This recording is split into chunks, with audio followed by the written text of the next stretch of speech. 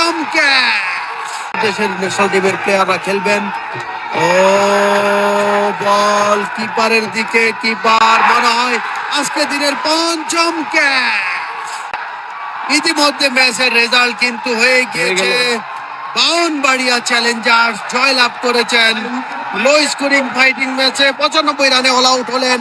Kishoreganj express 10টি wicket হারালেন। আমরা কমেন্ট্রি বক্স থেকে কিশোরগঞ্জ এক্সপ্রেস কেউ ধন্যবাদ জানাচ্ছি, সেই সাথে ব্রাহ্মণবাড়িয়াকে অভিনন্দন জানাচ্ছি। এই বিজয়ের এই আনন্দ শুকরিয়া সবকিছু করবেন এবং সেমিফাইনালে চলে গেলেন Brahmanbaria Challengers. Man of the match Akhtar Emon,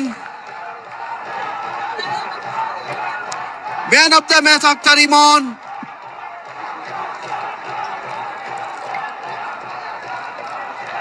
man of the match Akhtar Emon. Akhtar Emon 5টি ক্যাচ নিলেন, দলীয় 48টি রান করলেন, স্ট্রাইক রেট ছিল